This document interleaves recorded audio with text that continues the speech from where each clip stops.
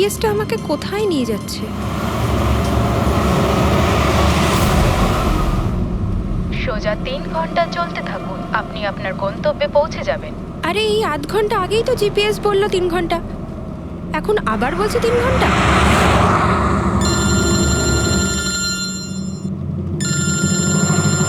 Hello. High সিরি। High. আমিও ওটাই ভাবছি, 2 ঘন্টা ধরে তুমি আমায় ফোন করলে না কেন? আরে আমার পেছনে লাগছো তো? না না, আমি আমার কিউট সোনুর পেছনে কি করে লাগি? তুমি যখন আমাকে সোনু বলে ডাকো আমার মনে কুচু কুচু কুচু হয়। কি হয় যেন বললি তোর মনের মধ্যে? কুচ্চু কুচ্চু। হ্যাঁ? হুম?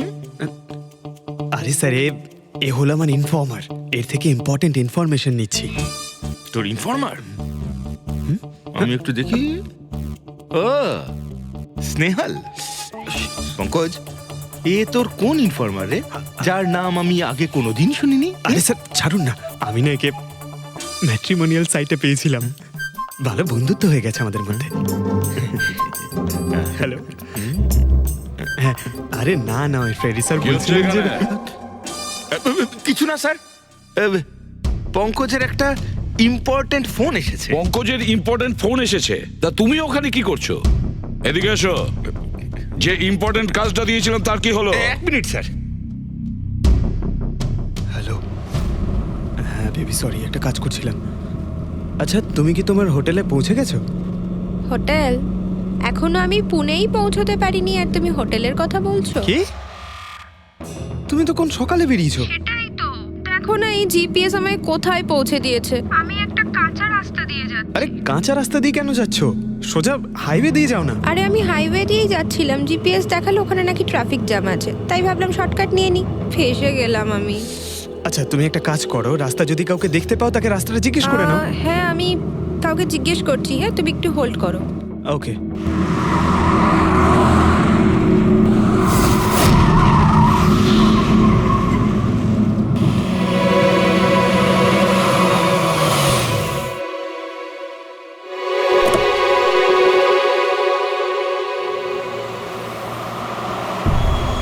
এক্সকিউজ মি, এক্সকিউজ মি, আপনি একটু বলতে পারবেন এই রাস্তাটা হাইওয়েতে কানেক্ট হবে কিনা? হ্যাঁ হবে। কত দূর এখান থেকে? হ্যালো স্নেহাল। Hello sir. কি হয়েছে পঙ্কজ? স্নেহাল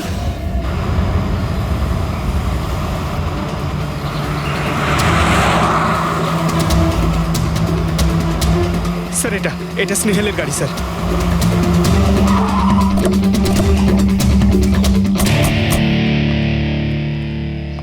আপনারা?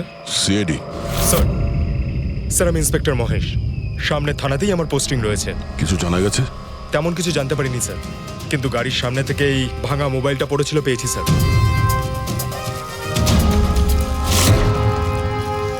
স্যার এটা স্নেহালের স্যার। এটা তো পুরোপুরি ভেঙে গেছে, মনে হচ্ছে কোনো গাড়ি চাপা দিয়ে এটাকে ভেঙে দেওয়া হয়েছে। স্যার হয়তো অপরাধী এই গাড়িটা করেই এসেছিল আর তারপরে ওকে এই গাড়িটা করেই নিয়ে গিয়েছে। স্যার এদেরকে যদি একবার হাতে পাই না, একটাকেও ছাড়বো না। আচ্ছা পঙ্কজ, স্নেহালের কারোর সঙ্গে কোনো শত্রুতা ছিল? স্যার সাদা সিধে মেয়ে ছিল স্যার, ওর কারোর সঙ্গে কোনো শত্রুতা নেই। ঠিক আছে, আমরা স্নেহালকে খুব তাড়াতাড়ি খুঁজে বার করবো। এটা স্নেহালের ব্যাগ, পার্টস, এই ল্যাপটপের মতো দামি জিনিসটাও গাড়িতে? স্যার এই অপরাধটা লুটপাটের জন্য তো শুধু হয়নি।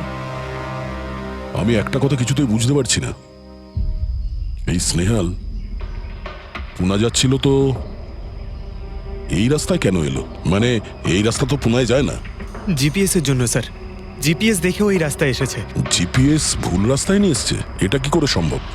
স্যার অ্যাকচুয়ালি কি হয়েছিল, জিপিএস হাইওয়েতে ট্রাফিক জ্যাম দেখিয়েছিল, সেই জন্য এই রাস্তাটা ধরেছিল। ও, তার মানে স্নেহাল খুব বড় ষড়যন্ত্রের শিকার হয়েছে। গাড়িতে কিছু পাওয়া গেল সারিকা? কিচ্ছু পাওয়া যায়নি, আর না পাওয়ার কোনো আশা আছে। কেন এরকম কেন বলছো? তুমি এই গাড়িটার থেকে কোনো অদ্ভুত স্মেল পাচ্ছ কি? এই কেমিক্যালের মতো কোনো একটা জিনিসের গন্ধ। এক্স্যাক্টলি, এটা কেমিক্যালের গন্ধ। অপরাধী যাওয়ার আগে এই গাড়িটা ভালো করে পরিষ্কার করে গেছে জিম্বোকোলক্সি নামের কেমিক্যাল দিয়ে। এখন এই গাড়িটার থেকে না তো কোনো আঙুলের ছাপ পাওয়া যাবে আর না ডিএনএ। এই কাজটা তো কোনো প্রফেশনালের। স্যার খুনি যদি প্রফেশনাল হয় তাহলে ওকে খুঁজতে অনেক সময় লেগে যাবে স্যার। পঙ্কজ, তোমাকে কিছুক্ষণের জন্য ভুলতে হবে যে স্নেহাল তোমার বন্ধু, একজন সিআইডি অফিসারের মতো ভাবো। Right sir. স্নেহালের মম ড্যাড, আন্টি। বাবা পঙ্কজ, কিছু জানতে পারলে? আন্টি আপনি চিন্তা করবেন না স্যার, আমাদের পুরো টিম রয়েছে, স্নেহালকে খুঁজে বার করব। সকাল সকালও বাড়ি থেকে বেরোনোর সময় খুব খুশি ছিল, জব ইন্টারভিউয়ের জন্য যাচ্ছিল তো। আমি ওকে বলেও ছিলাম তুই পুনা যাচ্ছিস যখন ট্রেনে চলে যা, কিন্তু ও আমার কথা শুনলো না। এই স্নেহাল পুনা যাচ্ছে, সেটা কে কে জানতো? আমরা বাড়ির লোকেরা আর ওর কিছু বন্ধু বান্ধব। পুনাতে কোন কোম্পানিতে যাচ্ছিল এই ইন্টারভিউ দিতে? Okay take. ওখান থেকে রোহিত বলে একজন ফোন করেছিল। রোহিত? আপনাদের ছাড়াই রোহিত জানতো যে স্নেহাল পুনা আসছে।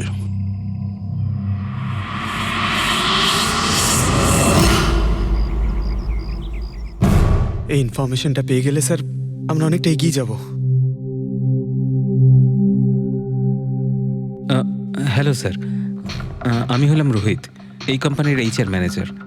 রোহিত, স্নেহাল নামের একটা মেয়ে তোমার কোম্পানিতে আসার কথা ছিল না জব ইন্টারভিউ দিতে? জব ইন্টারভিউয়ের জন্য? আগে না তো। না মানে কি বলতে চাইছেন?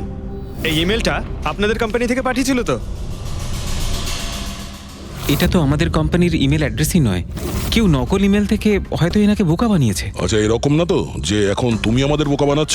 হ্যাঁ স্যার, এই দেখুন আমার কার্ড, এখানে কোম্পানির ইমেল আইডি পরিষ্কার করে লেখা আছে। যদি আপনি চান তাহলে আমি কোম্পানির বসের সাথেও আপনার দেখা করাতে পারি। আমাদের কোম্পানির সমস্ত পজিশনই ফুল আছে, আর এখানে কোনো কাজের জন্য কোনো ইন্টারভিউই চলছে না।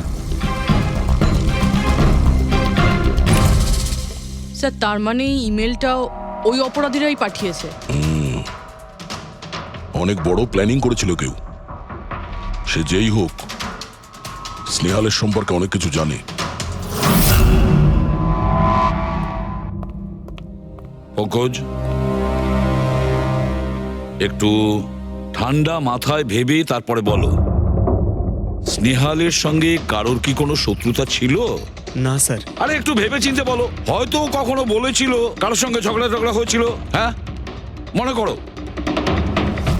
দেখো ভাই পঙ্কজ, পৃথিবীতে এমন কোনো মানুষ নেই যার কখনো না কখনো কারোর সঙ্গে মনোমালিন্য হয়নি। তবে আরে ছোটখাটো ঝগড়া হয়তো হয়েছিল কারোর সঙ্গে। স্যার ছোটখাটো ঝগড়া হয়তো ওর বন্ধুদের সঙ্গে হয়েছে স্যার, কিন্তু এমন বড় কোনো ব্যাপার হয়নি যে ওকে কেউ এভাবে তুলে নিয়ে যাবে। আর স্যার স্নেহালের বাড়িতে কোনো কিডন্যাপারের ফোন পর্যন্ত যায়নি মুক্তিপণের টাকা চেয়ে। স্যার ও মিডল ক্লাস ফ্যামিলি থেকে বিলং করে স্যার, আর স্যার কেউ যদি মুক্তিপণ দাবি করে ওরা দিতেও পারবে না। পঙ্কজ, তুমি বলছিলে যে জিপিএস ওকে ভুল রাস্তায় পাঠিয়েছিল, তাই তো? আর জিপিএস থেকে ও বুঝতে পেরেছে যে ট্রাফিক জ্যাম আছে এক্সপ্রেসওয়েতে, তাই তো? Yes sir. কিন্তু স্যার ট্রাফিক পুলিশের লোকরা তো বললেন হাইওয়েতে কোনো জ্যামই ছিল না সেদিন। সেটাই তো, তার মানে জিপিএস ওকে ভুল ইনফরমেশন দিয়েছিল। স্যার জিপিএস ভুল ইনফরমেশন কি করে দিতে পারে স্যার? আজকাল তো প্রায় সকলেই জিপিএস ব্যবহার করে। প্রবলেম জিপিএস এ নয়, প্রবলেম হলো এটা যে আজকাল যেভাবে computer, mobile phone, laptop hack হয়, সেভাবে জিপিএসও হ্যাক করা যেতে পারে। হ্যাঁ, হতেই পারে। আর অপরাধীরা যেখানে এরকম প্ল্যান করতে পারে তখন জিপিএস হ্যাক করা ওদের কাছে কোনো ব্যাপারই না। স্যার, স্যার বিগত 5-6 মাসে এরকম আরো অনেক লোক আছে যারা স্নেহালের মতনই গায়েব হয়ে গেছে। এদেরও গাড়ি থেকে কিডন্যাপ করা হয়েছে, আর সেই কেমিক্যালও ছেটানো হয়েছিল ওই গাড়িগুলোর মধ্যে যাতে প্রমাণ লোপাট করা যায়। ও মাই গড, কি হয়েছে স্যার? এখনো পর্যন্ত এদের খুঁজেই পাওয়া যায়নি।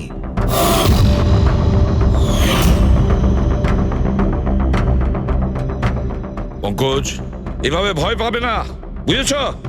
স্নেহালকে আমরা খুঁজে বের করবই, ওর কোনো ক্ষতি হতে দেব না, ভয় পেও না। রবি, দেখো তো ক্রাইম ব্রাঞ্চের ইন্সপেক্টর সমীর, উনি এই কেসটা হ্যান্ডেল করছে।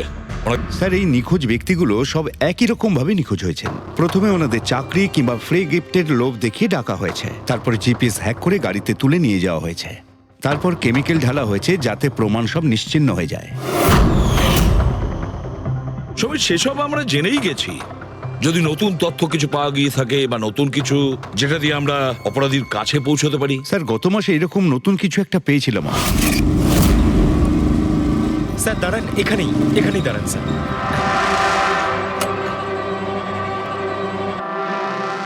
কোথায় আছে? ওই যে স্যার, ওই গাছটার নিচে।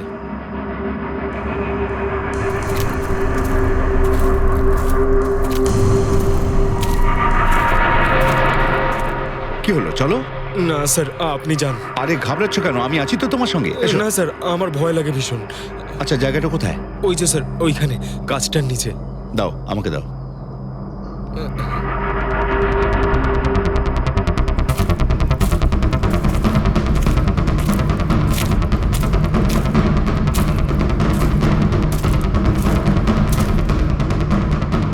কি এই জায়গাটাই তো? হ্যাঁ স্যার।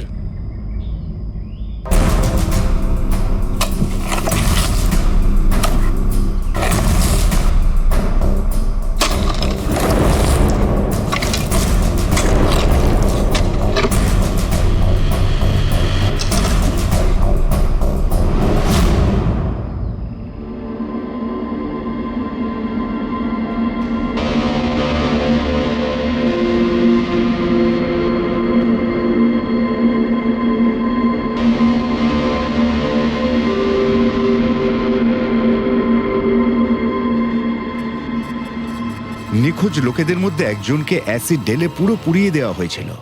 আপনি এটা কি করে জানলেন যে যে মারা গেছে সে এদের মধ্যে কেউ একজন? অন্য কেউ তো হতে পারে। ডেন্টাল রিপোর্ট থেকে জানা গেছে ওই লাশটা ভিকটিম নাম্বার 4 রিচা কুমারের। বাকি যারা নিখোঁজ হয়েছিল তাদের কি খবর? না স্যার, কারোর কোনো খোঁজ পাওয়া যায়নি। রিচার সাথে যা হয়েছে তা দেখে আমার মনে হচ্ছে না যে ওনাদের মধ্যে আদৌ কেউ আর বেঁচে আছেন। স্যার, তার মানে স্যার স্নেহালও বাঁচবে না।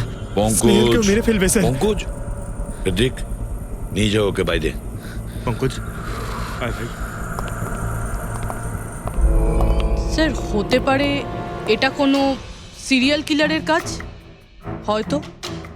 না পুরবি, আমার তো মনে হয় না এটা কোনো সিরিয়াল কিলারের কাজ। কারণ নর্মালি সিরিয়াল কিলারের একটা প্যাটার্ন আছে, প্যাটার্ন খুন করার, কাউকে মেরে ফেলার। কিন্তু না না, জানি না কেন, তবুও সিরিয়াল কিলার মনে হচ্ছে না আমার। এই দেখো, সে যেই হোক, এ তো যাকে তাকে মারছে।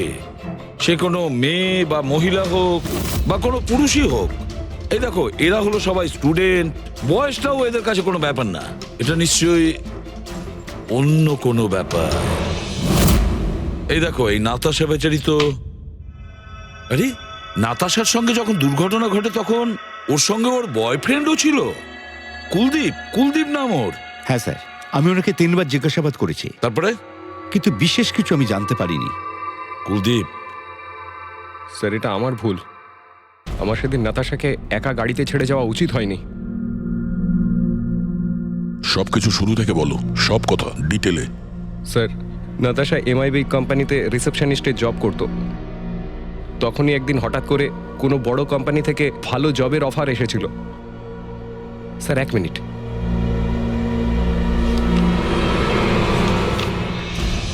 স্যার,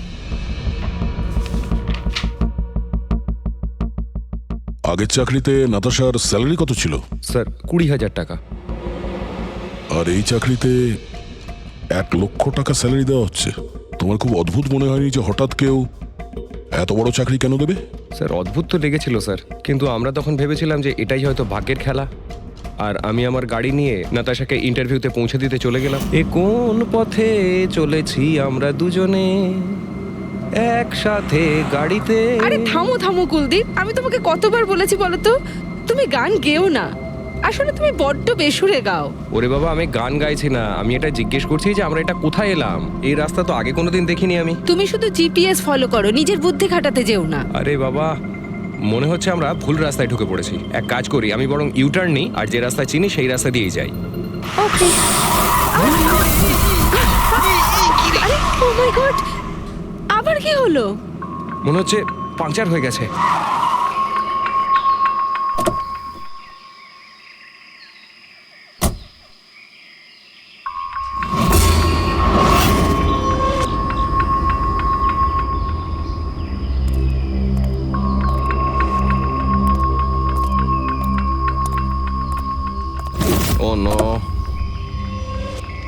দেখো, দুটো টায়ারই পাংচার হয়ে গেছে, একটা হলে তো পাল্টানো যেত।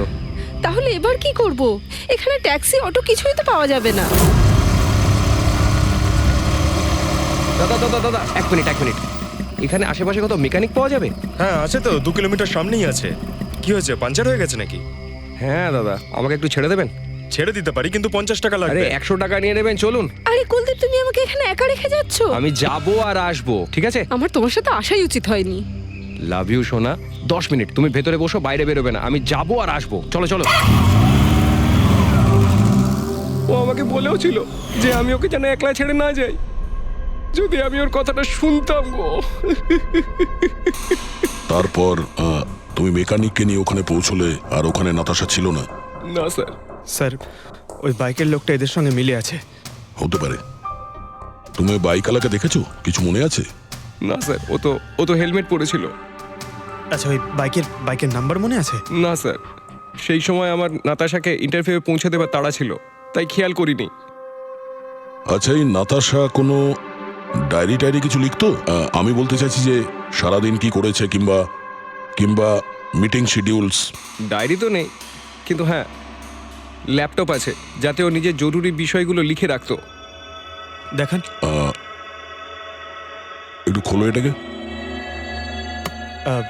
পাসওয়ার্ড 20/04/1987। এটা নাতাশা? আগে হ্যাঁ স্যার। এই দুর্ঘটনা ঘটেছিল 6 মার্চ। দেখো তো দুর্ঘটনার আগেও কোথায় গেছিল। ওর শিডিউলটা চেক করো।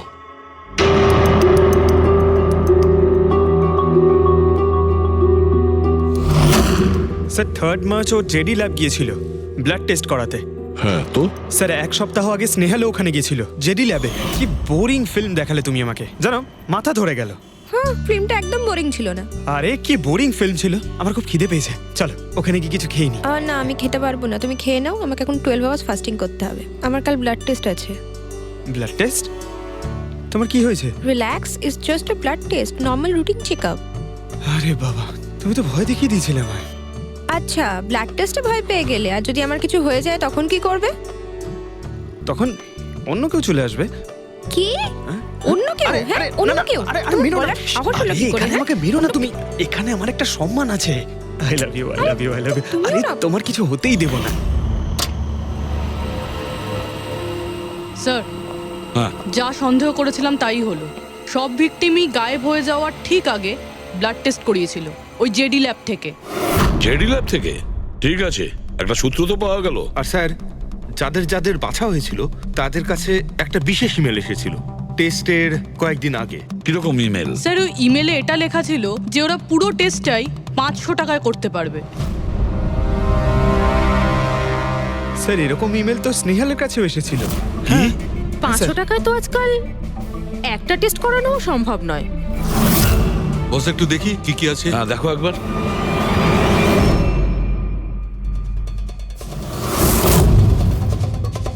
আরে এটা তো একটা বিশাল লম্বা টেস্টের লিস্ট দেখছি। এ তো 500 টাকায় হবেই না, কম করে 15-20 হাজার টাকা লাগবে। কি বলছো তুমি? হ্যাঁ, ব্যাপারটা বেশ গোলমেলে মনে হচ্ছে সালুখে। এটার তো একটাই কারণ হতে পারে সালুখে, যে টেস্ট করা আর লোকদের সিলেক্ট করা, সুস্থ লোকদের নির্বাচন করা, তারপর তাদের অপহরণ করে মেরে ফেলা। কিন্তু কেন ওরা মারছে?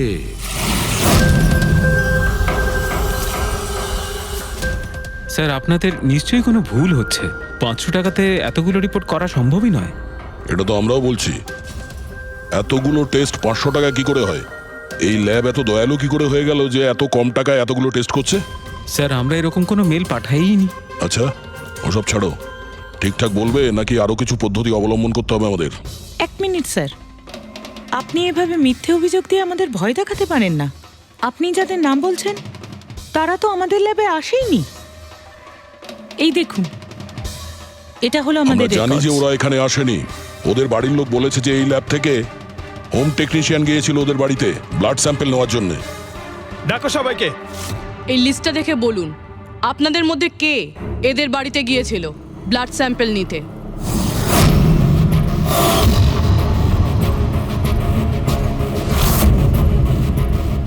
আমি যাইনি স্যার। আমি যাইনি স্যার। আমিও যাইনি স্যার। কেউ যায়নি? তাহলে ব্লাড স্যাম্পল নিজে থেকেই ওদের ঘর থেকে উড়ে এখানে চলে এলো? হ্যাঁ, এই ফিস ফিস করাটা বন্ধ করুন, জোরে বলুন, নাকি সিআইডি ব্যুরোতে গিয়ে কথা বলবো? স্যার অ্যাকচুয়ালি আপনারা ঠিকই বলেছেন, আমরা ভিকটিমদের বাড়ি যাইনি, বরং ওরা এখানে এসেছিলেন টেস্ট করাতে। কিন্তু সেই দিন নয় যেদিন আপনি বলছেন। এই দেখুন, কয়েক মাস আগে এসেছিলেন ব্লাড টেস্ট করাতে, ওইসব রিপোর্টস করাতে নয়। অর্ধেক সত্য তো তুমি বলে দিয়েছো, এবার পুরোটাই বলে দাও। কি করেছো তোমরা এদের সাথে? বলছি তো আমরা কিচ্ছু করিনি। নিশ্চয়ই কেউ আমাদের নাম নিয়ে নকল ইমেল পাঠিয়েছে। কিন্তু ওই নকল ইমেল পাঠানো লোকেরা কি করে জানলো যে তোমার ল্যাবে কোন কোন পেশেন্ট এসছে ব্লাড টেস্ট করানোর জন্য? তার মানে কেউ তো আছে এই ল্যাবে যে ওই অপরাধীদের এই ডিটেল দিচ্ছিল। কে? আচ্ছা একটা কথা বলুন, যতগুলো লোক নিখোঁজ হয়েছে তাদের সবার যে ব্লাড রিপোর্ট এসছে তার কোনো কমন ব্যাপার আছে? কোনো কমন একই রকম রোগ কিংবা ব্লাড গ্রুপ এক? না স্যার, কিছুই কমন ছিল না। সবার ব্লাড গ্রুপ একদম আলাদা আলাদা ছিল, কোনো অসুখও ছিল না। মানে সবার রিপোর্টই ঠিক ছিল? পুরবী, পঙ্কজ, এদের সবাইকে গাড়িতে বসাও, ব্যুরো নিয়ে চলো এদের। কিন্তু আমি তো কিছুই করিনি স্যার। আমি একদম সত্যি বলছি স্যার, আমি সম্পূর্ণ নিরপরাধ। স্যার আমিও তো কিছু করিনি।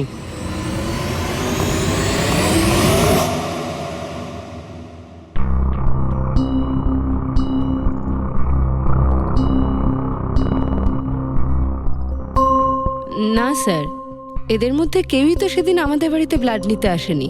আপনি ঠিক দেখেছিলেন? হ্যাঁ, আপনি পুরো নিশ্চিত যে এদের মধ্যে কেউ ছিল না? না স্যার, কেননা ওই লোকটা টুপি পরেছিল। স্যার স্যার জেডি ল্যাবের বাকি এমপ্লয়ীদের ডিটেলস বের করেছি, যাদের উপর আমাদের সন্দেহ আছে। আচ্ছা, তারা কারা? একজন নয় স্যার, এরকম 4 জন লোক আছে যাদের উপর ভালো মতো সন্দেহ করা যেতে পারে। আচ্ছা, স্যার সবার আগে সন্তোষ, এর স্ত্রী 8 মাস ধরে হসপিটালে রয়েছে, আর চিকিৎসা করার জন্য এর কাছে কোনো টাকাও ছিল না। জানি না হঠাৎ করে এর কি লটারি লেগে গেল যে যে সব টাকা পয়সা মিটিয়ে নিজের স্ত্রীর চিকিৎসা করিয়ে নিল। আচ্ছা। আর স্যার দ্বিতীয় ব্যক্তি হলো যতীন। 8 মাস আগে জেডি ল্যাবে ও এই চাকরিটা পেয়েছিল, আর এই সমস্ত ঘটনা শুরু হয় 7 মাস আগে। মানে এই চাকরিতে জয়েন করার পর থেকেই এই সমস্ত ঘটনাগুলো শুরু হয়। বাকি দুজন? স্যার সিদ্ধেশ আর মালিনী, এদের স্যালারি ওই 18 আর 20,000, কিন্তু তারপরেও এরা বিগত 6 মাসে 2 বার ফরেন ট্রিপ করে ফেলেছে। আচ্ছা, সন্তোষ, যতীন, সিদ্ধেশ আর মালিনী। মনে হয় আবার জেডি ল্যাব যেতে হবে। হ্যাঁ, আমি গেছিলাম ইউরোপে ছুটি কাটাতে, কিন্তু ওই টাকাটা কোনো অসৎ পথে আসেনি। আমার কাকা আমার জন্য 25 লাখ টাকা রেখে গেছেন ওনার উইলে। আর মালিনী দেবী, আপনি ইউরোপ ঘুরে এলেন, তা আপনার জন্য কেউ সম্পত্তি কিছু রেখে গেছিল নাকি? না স্যার, আসলে আমি সিদ্ধেশের সাথেই গিয়েছিলাম। সিদ্ধেশের সঙ্গে? অ্যাকচুয়ালি মালিনী আর আমি একে অপরকে ভীষণ ভালোবাসি। ও, লাভ স্টোরি। হ্যাঁ, আমি আমার ওয়াইফের চিকিৎসা করিয়েছিলাম, কিন্তু কোনো খারাপ কাজ করে নয়, ওর গয়না বিক্রি করে। আর তাছাড়া আমার বাড়িটাও বন্ধক দেওয়া রয়েছে।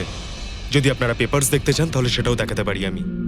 হ্যাঁ স্যার, সন্তোষ তো সারাদিন ধরে অফিসেই থাকে, এ কখন যাবে কারোর ব্লাড স্যাম্পল নিতে? আর যতীন? যতীন তো খুব কমই অফিসে আসে, তখনই আসে যখন কোনো জরুরি কাজ থাকে। আচ্ছা, তার মানে এই আমাদের লোক হতে পারে। এই যতীনকে কোথায় পাবো?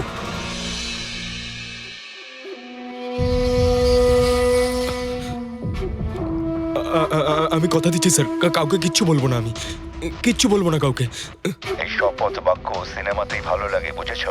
আর আমাদের কাজের নিয়ম তো খুব ভালো করেই তুমি জানো। স্যার আমি শহর ছেড়ে চলে যাবো স্যার, আমি এই দেশটাই ছেড়ে চলে যাবো।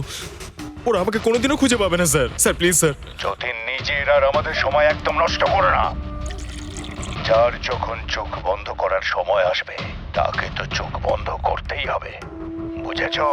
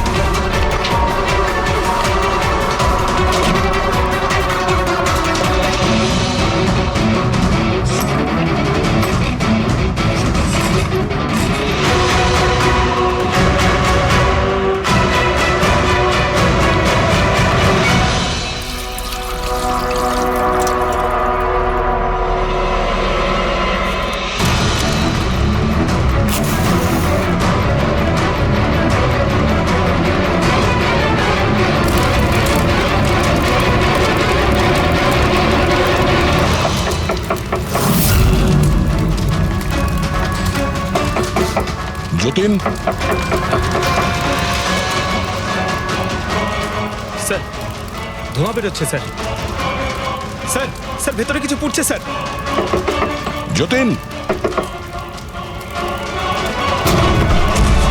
যতীন, ও নো, যতীন, ও নো, যতীন, কি হয়েছে? তুমি ঠিক আছো? কে করেছে এরকম? কার জন্য কাজ করো তুমি, বলো? ওই চোখটা সব কিছু দেখতে পায়, সব ভাইকে দেখতে পায়।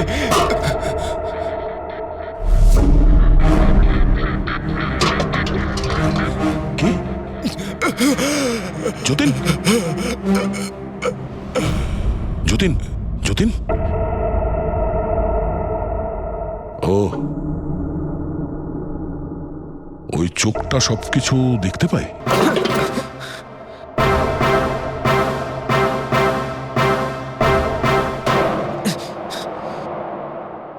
স্যার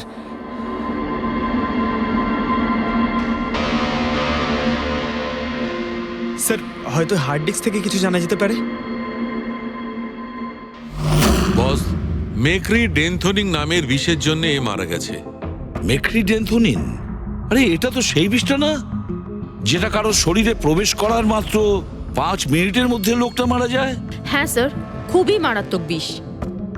আর এই বিষটা খুবই গোপনভাবে লুকিয়ে রাখা হয়েছিল এর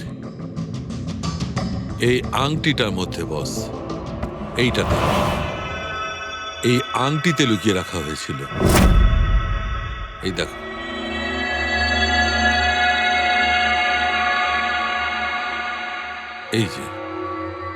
এই যে দেখতে পাচ্ছ, ছোট্ট একটা পিন, এই ছুঁচে বিষটা ছিল, আর এইটা এই আংটির ওপর ছিল। আর বস, এই আংটিটার ওপরটাকে যদি এভাবে ঘোরানো হয় তখন এই পিনটা বাইরে বেরিয়ে আসে এইভাবে। আর যখনই এই সূঁচটা ওর আঙুলে ফুটে যায়, সঙ্গে সঙ্গেই বিষটা ওর সারা শরীরে ছড়িয়ে যায়।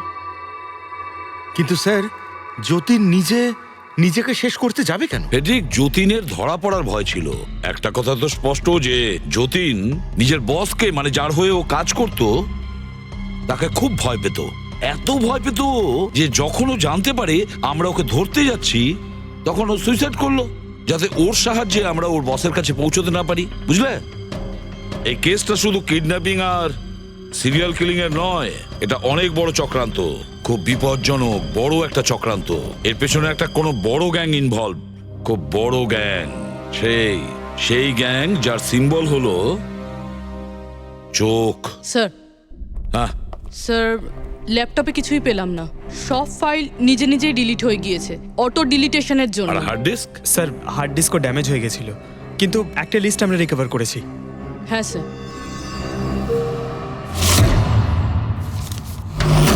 আরে এতে 100-রও বেশি নাম রয়েছে। স্যার স্নেহালের সঙ্গে আরো যারা উধাও হয়েছিল সবার নাম ওই লিস্টে আছে, কিন্তু স্যার কারোর তো কোনো রোগ নেই।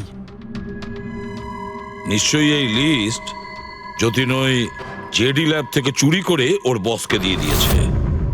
কিন্তু কে হতে পারে এই লিস্টের মধ্যে যার মৃত্যুর নাম্বার এসে গেছে? কে হতে পারে? একটা কাজ করো, এই লিস্টে যতজন আছে, যতজনের নাম আছে, প্রত্যেককে ফোন করো, সতর্ক করো তাদের, ওদেরকে জানাও যে ওদের প্রাণের ঝুঁকি আছে।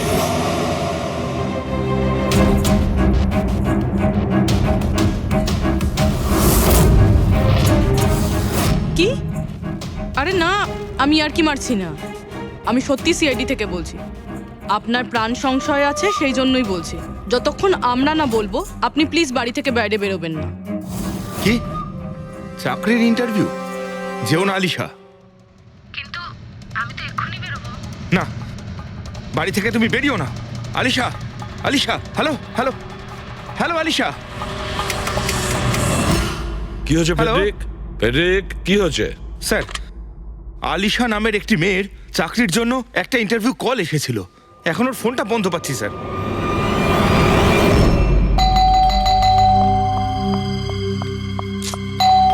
ওহো, এখন আবার কে এলো?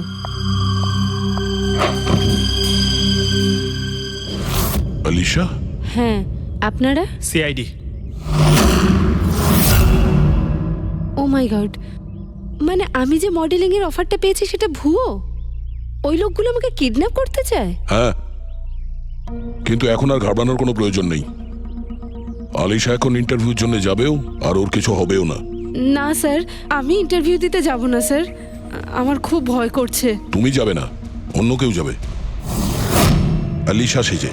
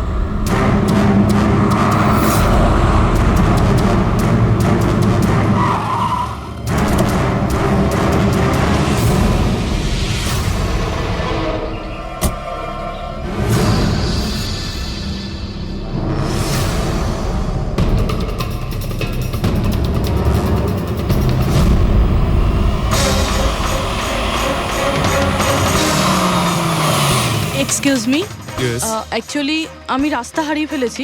ওই জিপিএস এ কিছু প্রবলেম হয়েছে, তো একটু হেল্প করতে পারবেন? আপনি কোথায় যেতে চান ম্যাডাম? আমার এই সামনেই, আমি এখনই বলছি।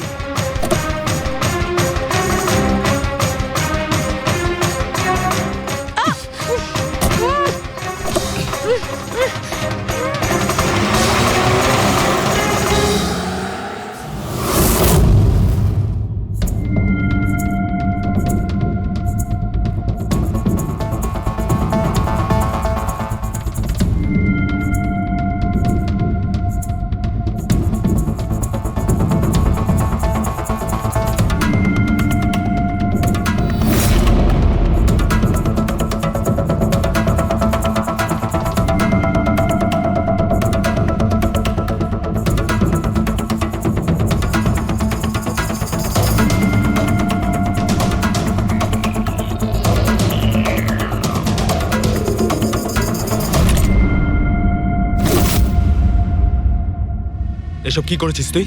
আলিশার বদলে অন্য একজনকে তুলে নিয়ে এসেছিস। আরে ভাই, এতে আমি কি করব? গাড়িটাও আলিশার ছিল আর মোবাইলটাও আলিশারই ছিল। তাহলে আলিশার ব্লাড গ্রুপটা কোথায়? তোকে তো এবার বসই দেখবে।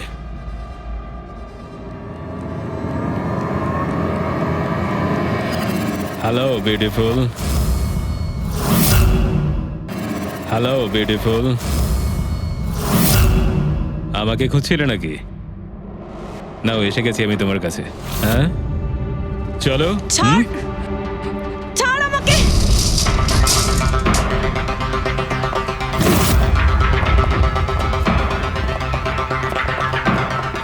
পালানোর চেষ্টা, বিউটি উইথ ব্রেনস।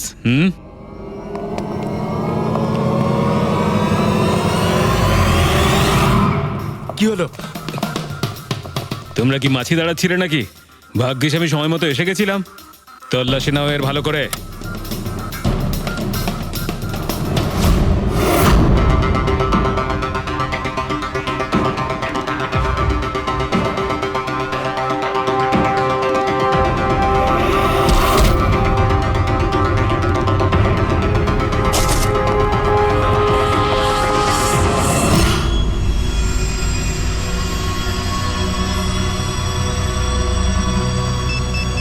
বস, জুতোতে কি আছে? নিজেই দেখে নাও।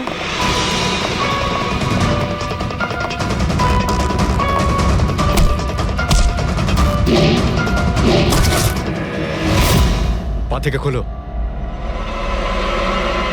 খোল। কত টাইম লাগাস রে তোরা? হ্যাঁ,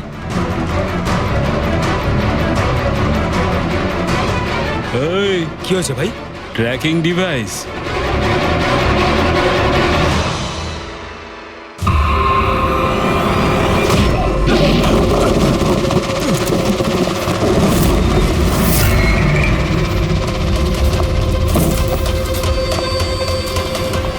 তোরা ঠিক করে চেক করিসনি নাকি? আর তুই হিরোইন, কে রে তুই? তোদের কাল। আচ্ছা, সিআইডি। ও পালাও।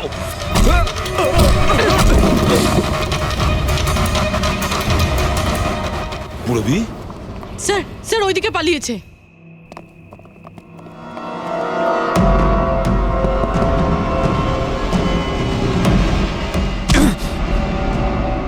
স্নেহাল, এসো তাড়াতাড়ি বেরো। কেউ আছে? বেরিয়ে এসো, তাড়াতাড়ি এসো। আসুন, বাইরে আসুন, আসুন তাড়াতাড়ি। এইদিকে, সামলে সামলে।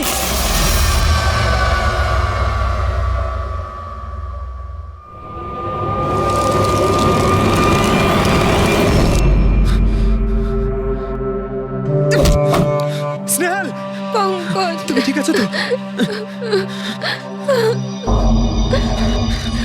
ভেবেছিলাম আমি আর এখান থেকে কোনোদিন বেরোতে পারবো না। তুমি যেখানেই থাকতে আমি তোমায় ঠিক খুঁজে বার করতাম। তুমি আমাকে এত ভালোবাসো? আরে তোমাকে খুঁজতে গিয়ে আমার 10 কিলো ওজন কমে গেছে, পাগল। চলো চলো, তাড়াতাড়ি চলো।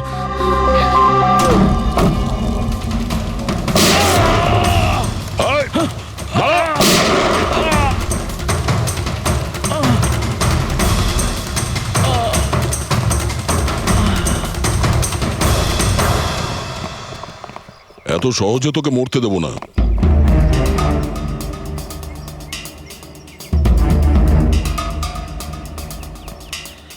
বল, এখানে কি হচ্ছিল? কার কথা এসব কাজ করছিলি তুই? আমরা যাদের জন্য কাজ করি না, তোমরা ওদের ব্যাপারে কিচ্ছু জানতে পারবে না। ওদের চোখ তোমাদের দেখতে পাবে, কিন্তু তোমরা ওদের কখনো দেখতে পাবে না। আমরা দেখতে পাবো না? আহা। শরীরের অঙ্গ প্রত্যঙ্গের জন্য লিভার, কিডনি, আসলে ব্যাপারটা হলো আজকাল সব জিনিস ট্রান্সপ্লান্ট হয়ে যায় তো। কি মানুষের শরীরের অঙ্গ প্রত্যঙ্গ স্মাগলিং এর এত বড় চক্র চলছে? হ্যাঁ, জেডি ল্যাবের মতো এরকম অনেক ল্যাব আছে যেখান থেকে আমরা লোকেদের ডাটাবেস চুরি করি আর ওদের মধ্যে থেকে সুস্থ লোকেদের বাছি, যাতে ওদের অর্গানস বেচে কোটি কোটি টাকা আমরা বিদেশিদের থেকে কামাতে পারি। কোন বিদেশিদের? কোন বিদেশিদের? সারা পৃথিবীর বিদেশিরা একটা স্পেশাল ওয়েবসাইটে আসে যেখানে মানুষের শরীরের আলাদা আলাদা অঙ্গ প্রত্যঙ্গের নিলাম হয়। একবার টাকা আমাদের অ্যাকাউন্টে চলে এলে আমরা ক্লায়েন্টের ব্লাড গ্রুপের লোককে খুঁজে বের করি ওই লিস্ট থেকে। তারপর ওদের 500 টাকা টেস্ট করার জন্য মেসেজ পাঠাস, যাতে এটা জানতে পারিস যে ওদের হাঁটু, লিভার কিংবা হার্ট তোদের ক্লায়েন্টের সঙ্গে ম্যাচ করছে কিনা। হ্যাঁ, একদম ঠিক। ম্যাচ হওয়ার পরে আমরা ওদের ইন্টারভিউয়ের জন্য ডাকি, ঠিক ওই রকম ভাবে যেভাবে একটা মাকড়সা একটা মাছিকে লোভের জালে ফাঁসায়। এইসব বাজে কাজ করার পরেও আবার দাঁত বার করে হাসছিস? নিজের কাজের জন্য একটুও লজ্জা বা অনুতাপ হচ্ছে না তোর? হাসি তো আমার তোমাদেরকে দেখে পাচ্ছে সিআইডি।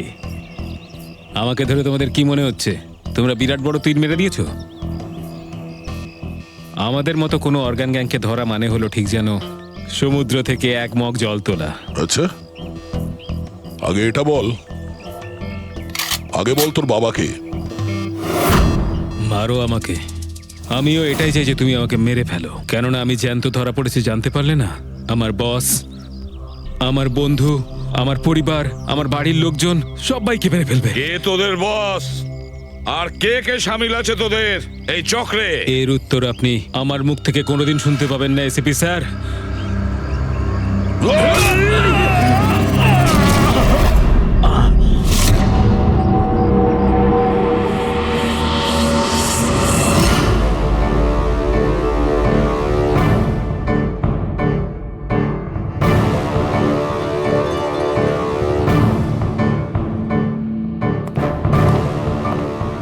বস, একটা খারাপ খবর আছে। আমাদের অর্গান গ্যাংয়ের চোখ সিআইডির লোকেরা বন্ধ করে দিয়েছে, কিন্তু রণবীরকে দিয়ে সিআইডি কিছু বলাতে পারার আগেই ও আত্মহত্যা করে নিয়েছে। সিআইডির লোক আমার 1000 চোখের মধ্যে একটা চোখ বন্ধ করলে কি আর হবে? একটা চোখ যদি ওরা বন্ধ করে তার বদলে আমরা 100টা চোখ খুলব। এবার তো জমবে আমাদের খেলা।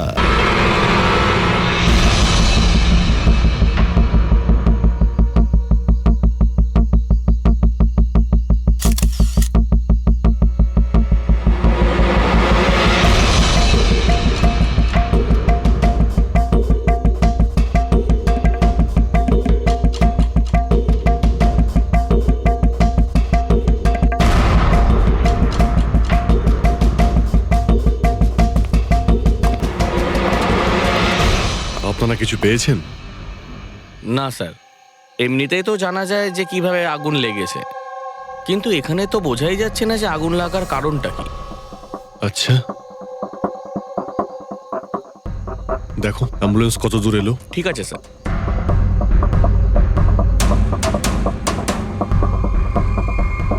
খুব বাজেভাবে ঝলসে গেছে।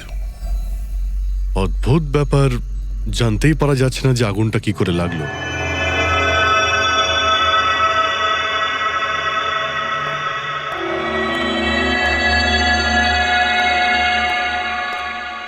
কিভাবে হলো এইসব? সবকিছু তো একদম ঠিক ছিল, জানি না আগুন কি করে লাগলো। এতজন মানুষের অভিশাপ তো লাগবেই, তাই না? এই কি বললে তুমি? আমি জানতে পেরেছিলাম স্যার যে দিলীপ স্যার কোনো কোর্টের কেসে ফেঁসে গেছিলেন। খুব বড়সড় কেস ছিল স্যার, কিন্তু কিছুদিন আগে ছাড়াও পেয়ে গেছিলেন। অনেকে এই নিয়ে রেগেও ছিলেন। আচ্ছা, এই ঘটনার সুযোগ নিয়ে কেউ ওকে মেরে দেয়নি তো? না, কোর্টে উনি নির্দোষ প্রমাণিত হয়েছিলেন, উনি কিচ্ছু করেননি। কি কেস ছিল? 9 বছর আগে জামাইবাবু থিয়েটারে আগুন লেগে গিয়েছিল, যার জন্য বেশ কয়েকজন মারাও গিয়েছিল, আর সমস্ত দোষ জামাইবাবুর ঘাড়ে চাপলো। এমনি এমনি কি করে আগুন লাগতে পারে? এটা নিশ্চয়ই কারোর প্ল্যানিং। কাউকে সন্দেহ হচ্ছে আপনাদের? এটা কে করতে পারে? যে কেউ করতে পারে, অনিতাও করতে পারে। কোন অনিতা? টনির ওয়াইফ, ও এখানে এসেও ছিল।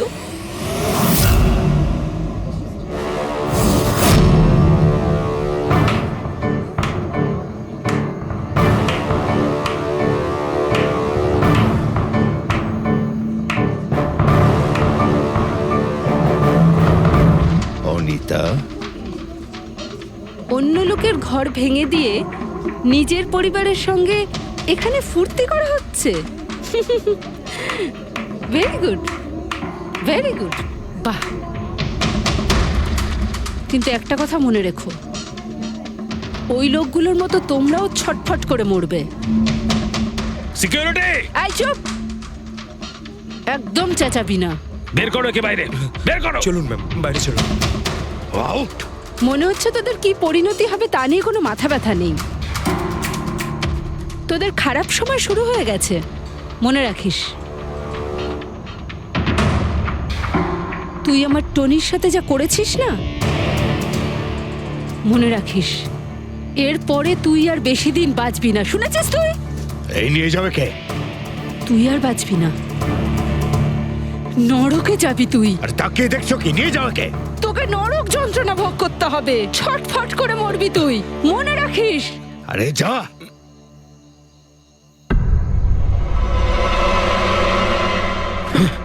Let's enjoy Rohan. আরে ভুলে যাও।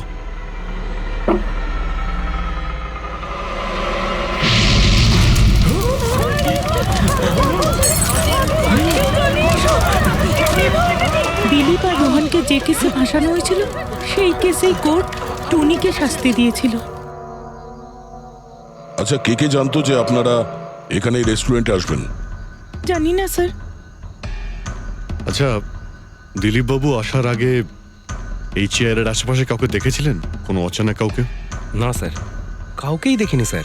এই টেবিলটাকে রিজার্ভ করেছিল? দিলীপবাবু ফোন করেছিলেন, বলেছিলেন যে আমাদের জন্য টেবিল রিজার্ভ করে রাখো। সবসময় এখানেই বসতেন, এই টেবিল এই চেয়ারেই। রেগুলার কাস্টমার ছিলেন আমাদের। কারোর আগে থেকে জানা ছিল যে দিলীপ এখানে এই চেয়ারে বসবে? স্যার, চেয়ারের আশেপাশে তেমন কোনো জিনিস নেই যা দিয়ে আগুন লাগতে পারে। এ তো অদ্ভুত ধরনের মিস্ট্রি। সিসিটিভি ক্যামেরা,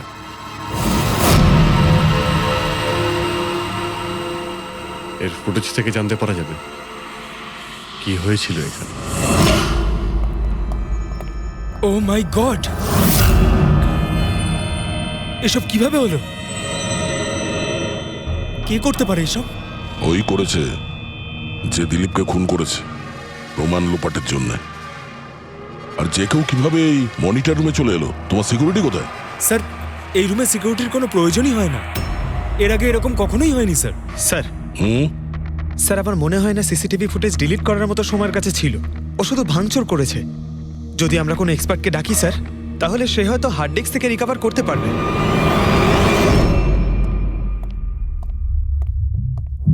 স্যার হ্যাঁ স্যার 9 বছর আগে দিলীপ আর রোহনের একটা থিয়েটার ছিল যেটায় আগুন লেগে গিয়েছিল।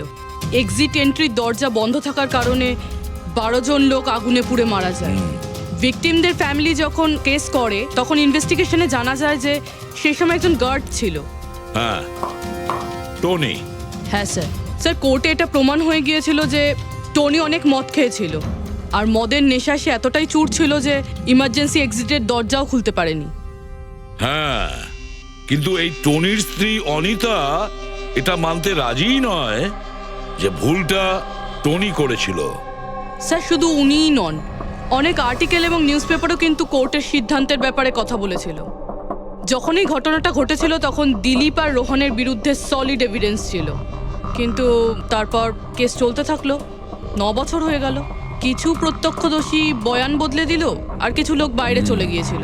স্যার, দিলীপ আর রোহন নিশ্চয়ই টাকা আর ক্ষমতার অপব্যবহার করেছে, আর এই কথাটা নিশ্চয়ই টনি জানতে পেরেছিল।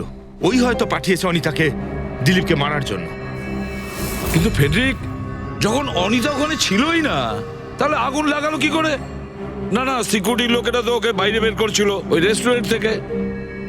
এমন কি জিনিস ছিল যার জন্য হঠাৎ করে আগুন লাগলো?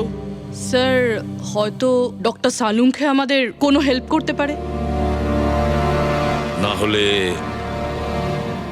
অনিতা।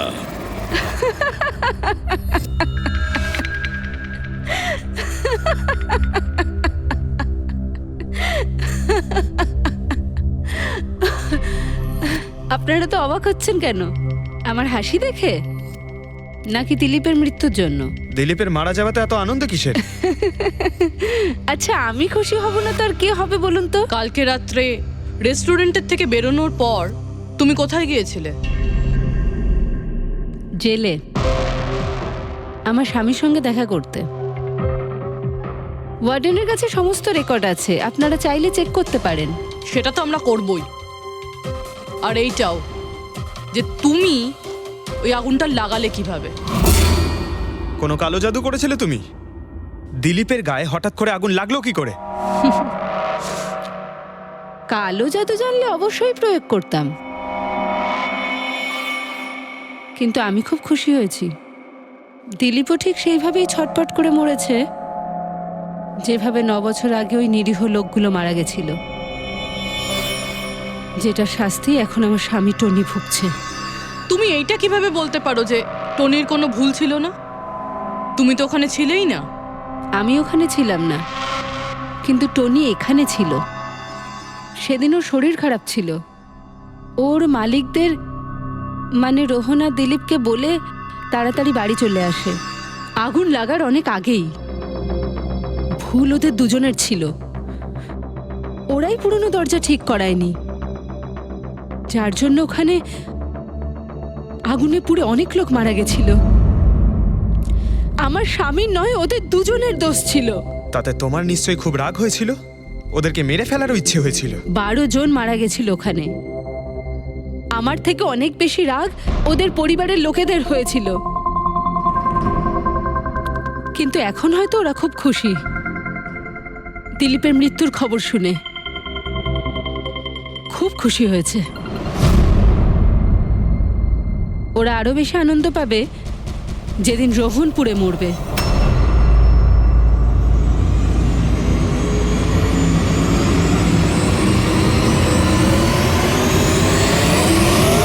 স্যার 42 জন আছে, ওই 12 জন ভিকটিমের কাছের আত্মীয় আর ফ্যামিলির লোকেরা মিলে। সাসপেক্ট বেশি আর সময় কম। স্যার এই 42 জন লোকের মধ্যে সবার আগে সেই সমস্ত লোকেদের নাম সরিয়ে দিতে হবে যারা কালকে দিলীপের মৃত্যুর সময় শহরে ছিল না। স্যার 9 বছর হয়ে গেছে এই ব্যাপারটা।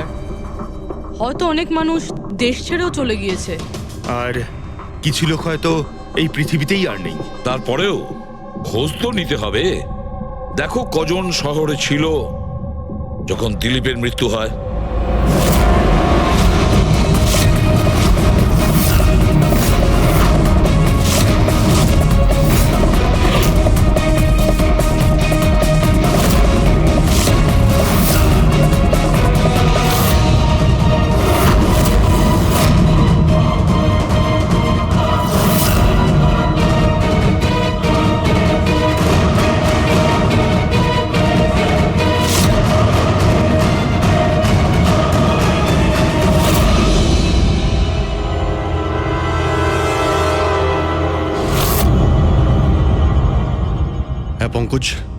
কজন এখানে আছে? 27 জন স্যার, যারা সেই সময় শহরে ছিল, আর ওদের দিলীপকে মারার কারণও ছিল। ঠিক আছে, সবাইকে বিউরোতে ডাকো। দেখা যাক ওরা নির্দোষ হওয়ার কি গল্প শোনায় আমার। তোমার বাবা 9 বছর আগে থিয়েটারে আগুন লাগার কারণে মারা গেছেন, তাই তো? Yes sir. আপনার হাজবেন্ড ফিল্ম একাই দেখতে গিয়েছিলেন? সেই দিন আমি বিজি ছিলাম, তাই উনি একাই চলে যান। কালকে রাত্রে কোথায় ছিলে তুমি? স্যার আমি আমার বন্ধুদের সঙ্গে ছিলাম। স্যার আমি পাসপোর্ট অফিসে গেছিলাম। ওই দুজনকে আমি এমনি এমনি ছেড়ে দেব না। তো কি করেছিলে তুমি? ভেবেছিলাম যে দিলীপের সাথে ফেস টু ফেস দেখা করব, আর ওকে জিজ্ঞেস করব যে তুমি এরকম কেন করলে। স্যার তারপরে আমি আমার বন্ধুদের সাথে বাড়িতে যাই। আমি আমার ওয়াইফের সাথে মলে ছিলাম। স্যার আমার বন্ধুদের জিজ্ঞাসা করতে পারেন।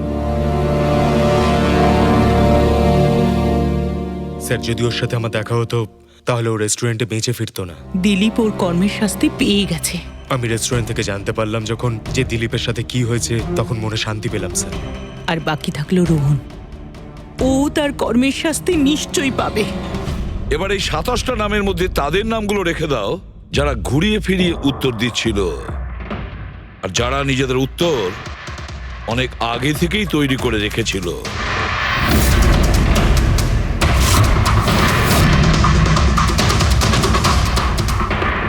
স্যার এবার 15 জন রইল। এবার এই 15 জনকে ওই দিনের ব্যাপারে জিজ্ঞাসা করতে হবে যখন 9 বছর আগে থিয়েটারে আগুন লেগেছিল। দেখা যাক কে সব থেকে বেশি রেগে যায় আর কে মুখ ঘুরিয়ে নেয়। স্যার আমার ভাই মাধ্যমিক পাশ করেছিল। ও বলেছিল বন্ধুদের পার্টি দিতে চায়, সিনেমা দেখাতে চায়, টাকা দাও। স্যার আমি সেই জন্য ওকে টাকাও দিয়েছিলাম। হয়তো ওই টাকাটা আমার ওকে দেওয়া একেবারেই উচিত হয়নি স্যার। যে এই কাজটা করে থাকুক খুব ভালো করেছে। আজকে আমি খুশি, আজ আমি খুব খুশি। কুমারবাবু, আপনি ইউনিভার্সিটিতে ফিজিক্সের প্রফেসর, তাই তো? Yes sir, head of the department physics. কিন্তু আমার নিজের ছেলেরই পড়াশোনায় কোনো ইন্টারেস্টই ছিল না। অনেক বকেছি আমি ওকে, কিন্তু তাতে কোনো রকম কোনো লাভই হয়নি। 1 নম্বরের বদমাইশ হয়ে উঠেছিল। সেদিনও কলেজ বাঙ্ক করে বন্ধুদের সাথে সিনেমা দেখতে চলে গিয়েছিল। আর স্যার তারপর ও আর কোনোদিন বাড়ি ফিরে আসেনি। হিমেশ, রাইট? তুমি কন্ট্রাক্টর না? হ্যাঁ স্যার। হিমেশ, 9 বছর আগে তুমি তোমার স্ত্রীর সঙ্গে সিনেমা দেখতে গিয়েছিল ওই সিনেমা হলে। আমাদের নতুন নতুন বিয়ে হয়েছিল, স্যালোনির সাথে সিনেমা দেখতে গিয়েছিলাম। ওর খুব খিদে পেয়েছিল, আমি সিঙ্গাড়া আনতে বাইরে গেছিলাম। আমি আমি ওখানে ফিরে গিয়ে দেখলাম ওখানকার দরজা লক হয়ে গেছে, আর ভেতর থেকে লোকেদের চিৎকার চেঁচামেচি শোনা যাচ্ছিল, আর আর খুব ধোঁয়া বেরোচ্ছিল ওখান থেকে। সালোনি, আমি স্যার দরজা খোলার অনেক চেষ্টা করেছিলাম, আমি খুব চেষ্টা করেছিলাম। আমি পাগলের মতো দরজায় ধাক্কা দিতে থাকি। সালোনি সালোনি সালোনি বলে আমি চিৎকার করতে থাকি, কিন্তু আমি কিচ্ছু করতে পারিনি স্যার। আমি কিচ্ছু করতে পারিনি, আমার সালোনিকে আমি বাঁচাতে পারিনি।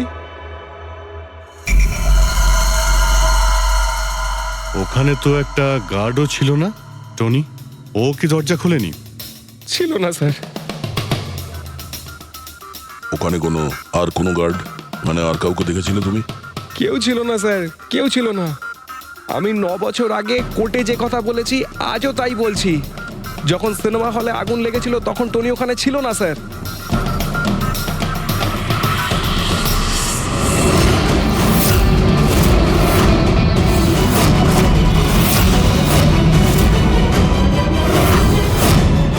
স্যার এই হলো আমাদের 15 জন সাসপেক্ট যারা দিলীপকে খুন করতে পারে। স্যার পুলিশ বলছিল যে ফায়ারম্যানরাও বলতে পারেনি যে আগুনের এক্স্যাক্ট সোর্সটা কোথায় ছিল। ওরা তো দেখা মাত্রই জানতে পেরে যায়, তাই না? জানতে পেরে যায় যে ওখানে এমন কি জিনিস ছিল যাতে আগুন ছড়িয়ে পড়ে, কিন্তু ওরা জানতে পারেনি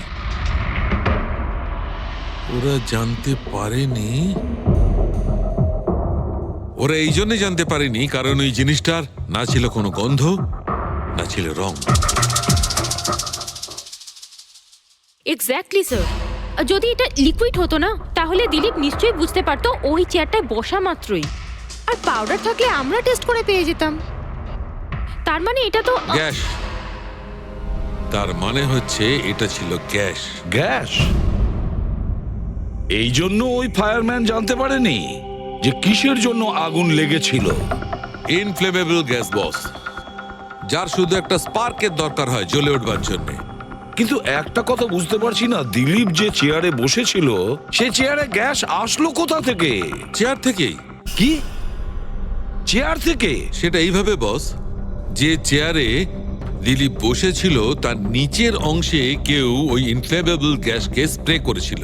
মারা যাওয়ার সময় দিলীপের সংস্পর্শে দুটো জিনিস ছিল। একটা তো এই চেয়ার যেটাতে ও বসেছিল, আর একটা ওয়াইনের গ্লাস যেটা ও হাতে ধরেছিল। আমরা এই দুটো জিনিসই চেক করেছি। তো এই চেয়ারটার থেকে আমরা ইনফ্লেমেবল গ্যাসের কিছু ট্রেসেস পেয়েছি। বস, আমাদের আশেপাশের পরিবেশে সর্বদা জ্বলনশীল পদার্থ ঘুরে বেড়ায়, যেটা কখনো কখনো স্পন্টেনিয়াসলি জ্বলে যায়। যেমন হচ্ছে মাস গ্যাস, একটা ন্যাচারাল বায়োগ্যাস, আর জ্বলনশীল গ্যাস এর মেইন কম্পোনেন্ট। তার মানে ইনফ্লেমেবল গ্যাস যে কোনো সময় হাওয়াতে এমনি এমনি জ্বলে উঠতে পারে? না ফ্রেডি, নিজে নিজে নয়। যখন পরিবেশটা খুব বেশি উত্তপ্ত হয়ে ওঠে আর সেটা পরিবেশের অক্সিজেনের সঙ্গে মিশে যায়, তখন একটা সুপার হাই টেম্পারেচার উৎপন্ন হয়, যার কারণে এই আগুন লেগে যায়। কিন্তু ডক্টর সালুখে, ওখানে তো এরকম কোনো হাই টেম্পারেচারের মতো কিছু ছিলই না। এক্স্যাক্টলি, এমন কোনো ডাইরেক্ট সোর্স ছিলই না যাতে তাপ উৎপন্ন হতে পারে। বস, এই জন্যে আমার মনে হচ্ছে খুনি কোনো এক্সট্রা ডিভাইস ব্যবহার করেছিল এই এত বেশি টেম্পারেচার উৎপন্ন করার জন্য। আর এই চেয়ারটা তো রেডিই ছিল, এর তো শুধু একটা স্পার্কের দরকার ছিল। কিন্তু স্যার, এভাবে কেউ হিট কিভাবে উৎপন্ন করবে? হ্যাঁ, করা যেতে পারে তো। যেমন উদাহরণস্বরূপ ম্যাগনিফাইং গ্লাস। ম্যাগনিফাইং গ্লাস দিয়ে সূর্যের রশ্মিকে বিশেষভাবে ফোকাস করে আমরা ছেলেবেলায় কাগজ পড়াতাম।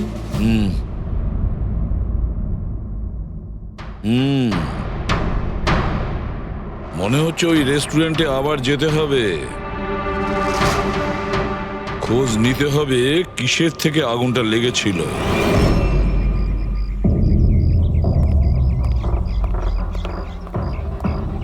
সব জায়গায় দেখে ফেলেছি স্যার, কিন্তু এমন কিচ্ছু খুঁজে পেলাম না যা দিয়ে আগুন লাগতে পারে। আর এটা ওপেন এয়ার রেস্টুরেন্ট। যখন খুনি দিলীপের চেয়ারের নিচে ওই ইনফ্লেমেবল গ্যাস স্প্রে করেছিল, কেউ তো দেখেছিল। সেটাই তো, চেয়ারে হঠাৎই আগুন লেগে যায় আর দিলীপ পুড়ে মারা যায়। কেউ কিছু দেখেনি, আর না আমরা কোনো প্রমাণ পাচ্ছি। স্যার, ওই data expert CCTV footage recover করে ফেলেছে, আপনারা দেখতে পারেন স্যার। গুড। দয়া, তুমি গিয়ে দেখো, ততক্ষণ আমি এখানে দেখছি কিছু পাওয়া যায় কিনা। স্যার, দিলীপ আর ওর ফ্যামিলি আসার 15 মিনিট আগের ফুটেজ এটা।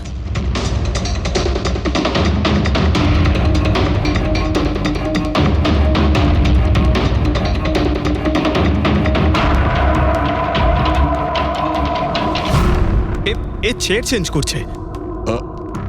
এর কোনো দ্বিতীয় অ্যাঙ্গেল আছে কি এই সময়েরই? চেক করো। 1 মিনিট স্যার।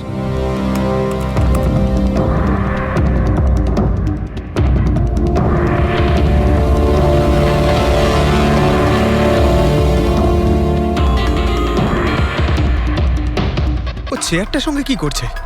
গ্যাস স্প্রে করছে নাকি? হ্যাঁ, ও নিজের চেয়ারে গ্যাস স্প্রে করলো, আর ও নিজের চেয়ারের সঙ্গে ওই চেয়ারটা বদলে দিল যেটায় দিলীপ বসতো।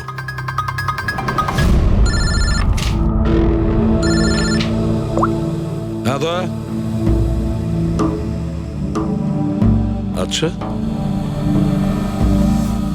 গ্রেট, গুড ওয়ার্ক দয়া, গুড ওয়ার্ক। কি হলো স্যার? যে দিলীপের চেয়ারটা কারসাজি করেছিল তার খোঁজ পাওয়া গেছে। সে আসলে একটা লোক, ওর শারীরিক গঠনটাও জানা গেছে। আর দেখি আমরা, দয়া ফটোটা পাঠাচ্ছে।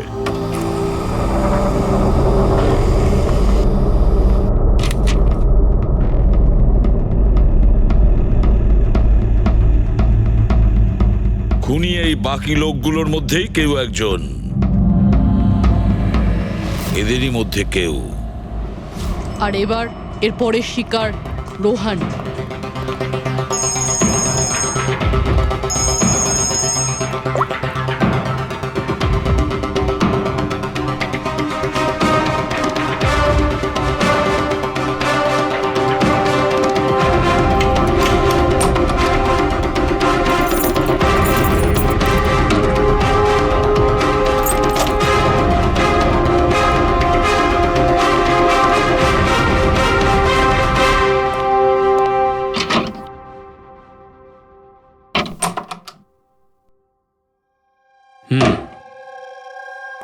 আমার মনে হয় কারোর আমার আর দিলীপের মুক্তিতে অসুবিধা হচ্ছে। আমার প্রাণে ঝুঁকি আছে এখানে। I talk you later, bye. Sir, everything is okay. All right, তুমি এখানেই থাকবে আর কাউকে ভেতরে ঢুকতে দেবে না। Be alert, okay? Okay sir.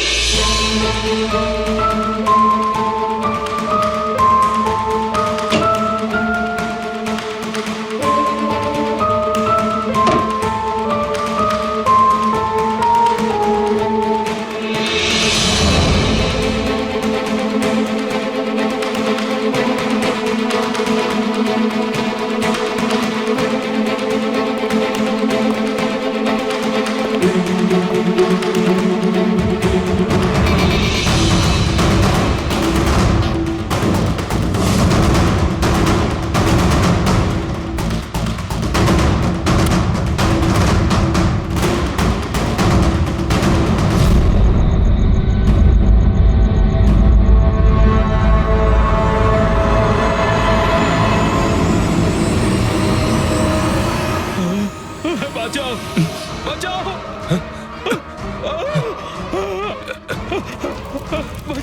বাঁচাও, বাঁচাও, বাঁচাও ওকে, জল দাও, জল, বাঁচাও, বাঁচাও, বাঁচাও। স্যার, আসি স্যার, স্যার, স্যার এক মিনিট স্যার, স্যার বাঁচাও, স্যার বাঁচাও, জল, জল দাও, স্যার বাঁচাও, বাঁচাও।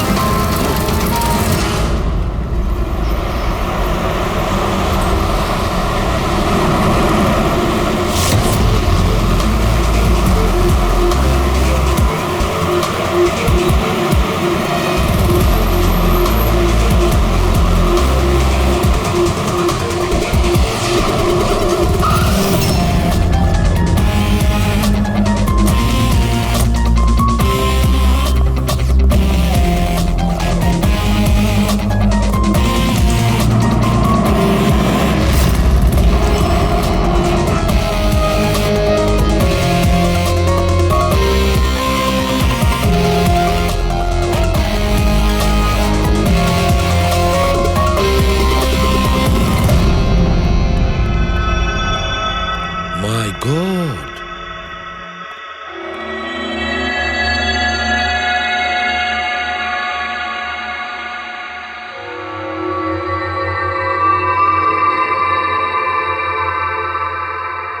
কি হয়েছিল এখানে আর কিভাবে?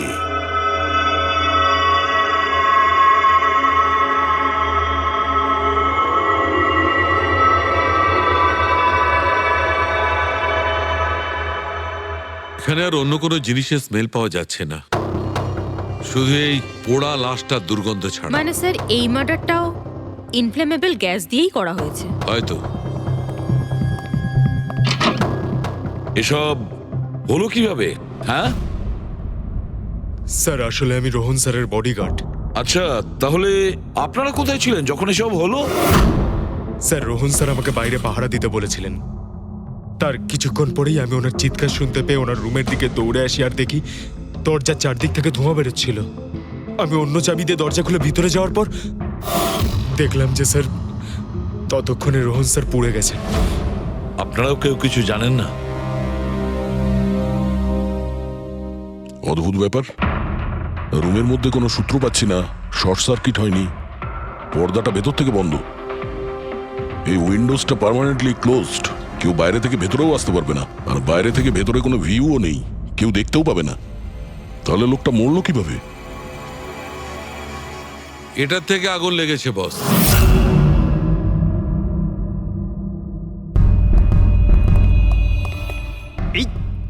এই জিনিসটা দিয়ে? এটা কি স্যার? এটা হচ্ছে ফিলামেন্ট। ফিলামেন্ট? ইলেকট্রিক বাল্বের ভেতরের ফিলামেন্ট। যখন এই ফিলামেন্টের ভেতর দিয়ে ইলেকট্রিক পাস করানো হয় তখন এটা গরম হয়ে লাল হয়ে যায়। বস, খুনিও এই টেকনিকটাই ব্যবহার করেছে ওই জ্বলনশীল গ্যাসটাকে জ্বালানোর জন্য। কিন্তু ওই রেস্টুরেন্টে যেখানে দিলীপ মারা গিয়েছিল ওখানে তো আমরা এরকম কোনো ফিলামেন্টের মতন কিছু পাইনি। বস, এত ছোট্ট একটা জিনিস, ওটা খোলা জায়গা, হয়তো কোথাও উড়ে চলে গেছে, কিন্তু এখানে তো পুরো ঘরটাই বন্ধ, তাই জন্যে খাটের তলায় এটা আমি পেয়ে গেছি। কিন্তু স্যার, ফিলামেন্ট দিয়ে ইলেকট্রিক পাস করানোর জন্য ওয়্যারসের কোনো না কোনো কানেকশন তো থাকা উচিত বেড পর্যন্ত। আছে, এখানেই নিশ্চয় কোথাও আছে। পুরো বেড চেক করেছি আমরা, রুমটাও চেক করেছি, এরকম কিছুই তো পাইনি আমরা। দয়া, ওই দরজাটা কিসের? ম্যানেজার। Yes sir. ওই দরজার ওপারে কি আছে? স্যার, আর একটা রুম আছে, এই রুমের সাথে ওটা কানেক্টেড। এমনিতে এই দরজাটা সিল থাকে, এটাকে কেউ খোলে না স্যার। খুলুন এই দরজাটা। Yes sir. আসুন স্যার।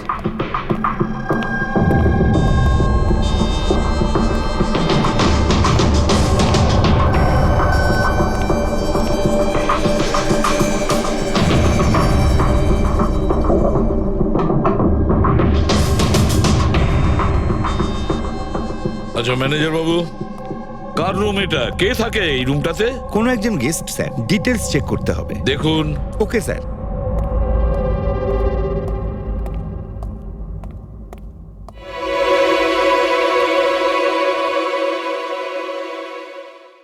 স্যার, ওখানে ওই রুমের মধ্যে যা হয়েছে স্যার, সব এই রুম থেকেই করা হয়েছে স্যার। কিন্তু যদি কারেন্ট এই রুম থেকে পাস করা হয়ে থাকে তাহলে এখান থেকে বেড পর্যন্ত কোনো না কোনো ওয়্যার তো থাকা উচিত। আর যদি থেকে থাকে তাহলে রোহন নিশ্চয়ই সেটা দেখতে পেয়েছে। হ্যাঁ, হয়তো ওর বডিগার্ডও দেখে থাকবে। ডাকো তো ওর বডিগার্ডকে। আপনি এদিকে আসুন।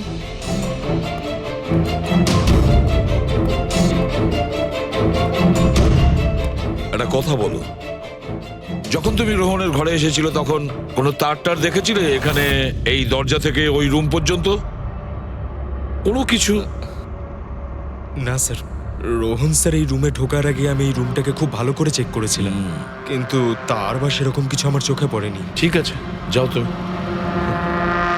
যাই হোক না কেন দয়া, খুনি এই দরজাটা ব্যবহার করেছে।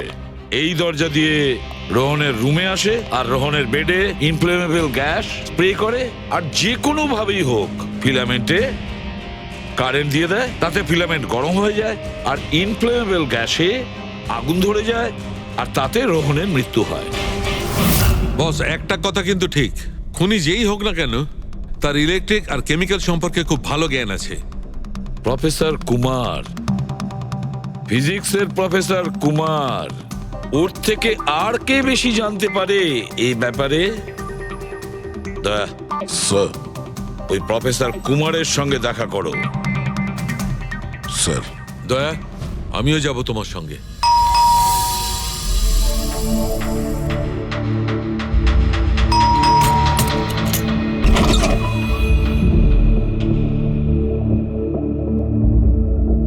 প্রফেসর কুমার আছেন বাড়িতে? হ্যাঁ আছেন, কিন্তু আপনারা? সিআইডি। সিআইডি? সব ঠিক আছে তো স্যার? হ্যাঁ, ওনাকে কিছু জিজ্ঞাসা করার আছে। কোথায় উনি? বাইরে বাচ্চাদের পড়াচ্ছেন, আমি ডেকে আনছি। ঠিক আছে, ঠিক আছে, আমরা দেখছি।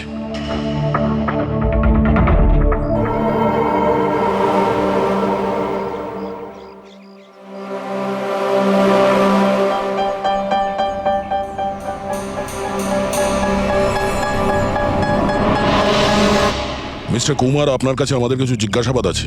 বলুন, কি জানতে চান? আপনি এটাকে চেনেন? এটা তো ফিলামেন্ট। গুড, ঠিক চিনেছেন আপনি। আপনি জানেন আমরা এই ফিলামেন্টটা কোথা থেকে পেয়েছি? সেটা তো আপনারাই বলতে পারবেন কোথা থেকে পেয়েছেন। রোহনের বিছানার নিচে। কাল রাত্রে রোহন ওই বিছানাতেই পুড়ে মারা গেছে। হোয়াট? রোহনও মারা গেছে? কাল রাত্রে আপনি কোথায় ছিলেন? রাত 9টা থেকে ভোর 3টে পর্যন্ত। আপনারা আমাকে সন্দেহ করছেন? এটা আমাদের প্রশ্নের উত্তর হলো না মিস্টার কুমার। কাল আমি সারা দিন আর সারা রাত্রি বাড়িতেই ছিলাম। কোনো প্রমাণ? আগে আমার কাজের লোক রামু আর বিকাশ, প্লিজ কাম হিয়ার।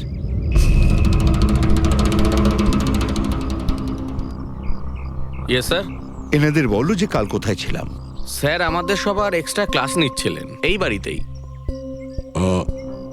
কটা থেকে কটা পর্যন্ত? স্যার সন্ধ্যা 6টা থেকে ভোর 5:30 পর্যন্ত। সামনেই আমাদের এক্সাম, তাই আমরাই স্যারকে রিকোয়েস্ট করেছিলাম এক্সট্রা ক্লাস করানোর জন্য।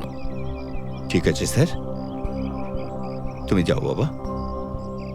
স্যার, আমার আরো 5 জন স্টুডেন্টস আছে যারা কাল সকাল 9টা থেকে 5:30 পর্যন্ত আমার কাছে ছিল। বলেন তো ওদেরও ডাকি? ঠিক আছে, এবার আমি যেতে পারি স্টুডেন্টদের পড়াতে? Please please. Thank you.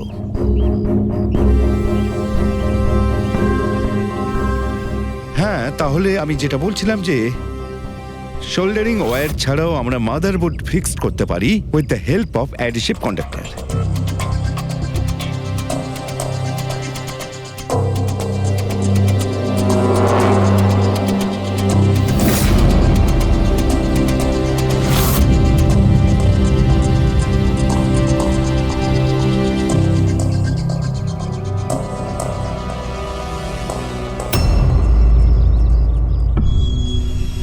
My god, my god! আরে ভাই, কি ব্যাপারটা? কি? আরে ভাই, এই ভুলটা আমি কি করে করলাম? কি গড, বুড়ো হয়ে গেছি আমি বুড়ো হয়ে গেছি। দয়া একটা কাজ করবে, 1 ঘন্টা পরে ফরেন্সিক ল্যাবে দেখা করো। একটা জিনিস দেখাবো। 1 ঘন্টা পরে। আরে ওই, হ্যাঁ বস, একটা কাজ করো, এই সুইচটা দিয়ে ওই বাল্বগুলোকে জ্বালাও। এই সুইচ দিয়ে? এই সুইচ দিয়ে? হ্যাঁ হ্যাঁ, এই সুইচটা দিয়ে। আরে এর মধ্যে কোনো কানেকশন দেওয়া নেই, কিভাবে জ্বলবে? তুমি প্রশ্ন করো না, কখনো কখনো আমার কথাটাও মেনে নাও। কখনো কখনো। এই অন করলাম। কই স্যার, কিছুই তো হলো না। হবে হবে। আরে কি হবে? কিছুই হবে না। হবে ভাই, বিলিভ মি, হবে। 1 মিনিট। আরে ওর শরীর ঠিক আছে তো? হ্যাঁ স্যার, জানি না কি হয়েছে, প্রফেসর কুমারের সঙ্গে দেখা করে আসার পর থেকেই উনি বাল্ব নিয়ে খেলে যাচ্ছেন। একটা কথা বলো, ওই ফিঙ্গারপ্রিন্ট গুলোর খবর কি, যেগুলো তুমি হোটেলের লোকেদের কাছ থেকে নিয়েছিলে আর ওই রুমটা থেকে নিয়েছিলে? স্যার, অনেক ফিঙ্গারপ্রিন্টস পাওয়া গেছে, কিন্তু সবগুলো স্টাফ মেম্বারসদেরই, এছাড়া আর কারোর পাওয়া যায়নি। এটা কিভাবে সম্ভব? এই যে দাদা, একটু এই দিকেও দেখুন। হ্যাঁ হ্যাঁ, দেখছি। হ্যাঁ,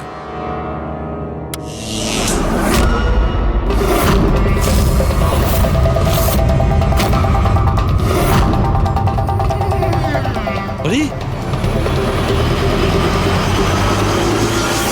স্যার, স্যার এই বাল্বগুলো জ্বললো কিভাবে? এ কি কাণ্ড করলেন ডক্টর সালুকে? কোনো তার ছাড়াই আপনি সবকটা বাল্ব জ্বালিয়ে দিলেন। কিন্তু ডক্টর সালুকে, এটা আপনি করলেন কিভাবে? এটা ঠিক তেমন ভাবেই হয়েছে ফ্রেডি, যেমন ভাবে খুনি করেছিল। ওই দিলীপের চেয়ারটাতে আর রোহনের বেডে। ম্যাজিশিয়ান সালুখে, এবার পরিষ্কার করে বলুন আপনি সব করলেন কিভাবে? কারেন্ট কি হাওয়া থেকে আসলো? হাওয়া থেকে আসেনি বস। তাহলে? কারেন্ট এসেছে ইলেকট্রিক পেইন্টের সাহায্যে। Electric paint? হ্যাঁ, ইলেকট্রিক পেইন্ট। আসলে ইলেকট্রিকের যে তার হয় সেটা মেটালের হয়। Metal is a good conductor of electricity, সেই জন্য কারেন্ট ওর মধ্যে দিয়ে পাস করে। ঠিক একই রকম ভাবে কিছু পেইন্টও আছে যেগুলোকে আমরা ইলেকট্রিক পেইন্ট বলি, আর এটাও গুড কন্ডাক্টর অফ ইলেকট্রিসিটি। এর মধ্যে দিয়েও ইলেকট্রিসিটি পাস করতে পারে। অদ্ভুত ব্যাপার হলো এটা যে কোনো কালারের সঙ্গে মিশে যায়, যেটা খুব সহজে যে কোনো ব্যাকগ্রাউন্ডে মার্জ হতে পারে। ও, এই কারণেই আমরা হোটেলের রুমে আর রেস্টুরেন্টে কিছু দেখতে পাইনি স্যার।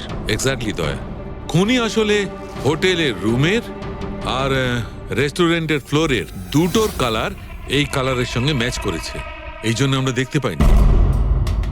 তার মানে ইলেকট্রিক কারেন্ট, এই ইলেকট্রিক পেন্ট, এটা কি খুব সহজেই পাওয়া যায়? হ্যাঁ, পাওয়া যায়। আসলে এটা ইলেকট্রিক সোল্ডারিং আর রিপেয়ারিং এর কাজে লাগে।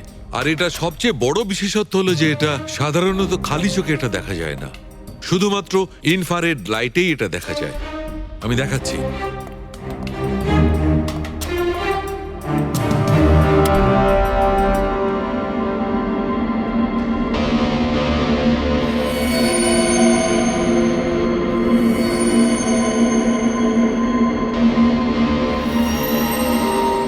দেখেছো বস? হ্যাঁ, খনিও ঠিক এইভাবেই ইলেকট্রিক পেইন্টের ব্যবহার করেছে আর এই সার্কিট তৈরি করেছে।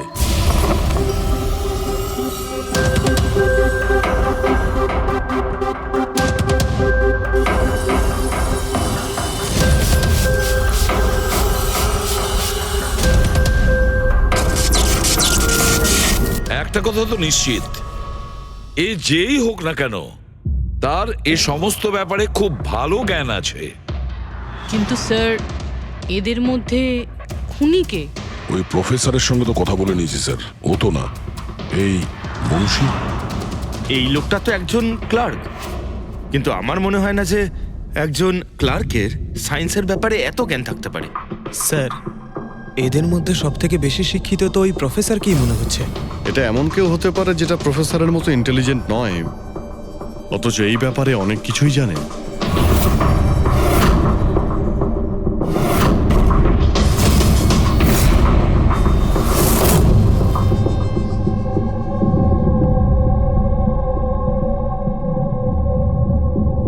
সেই লোকটা অভিজিৎ, এই লোকটাই সে। মনে পড়ছে কি বলেছিল আমাদের, যে ও কি কাজ করে?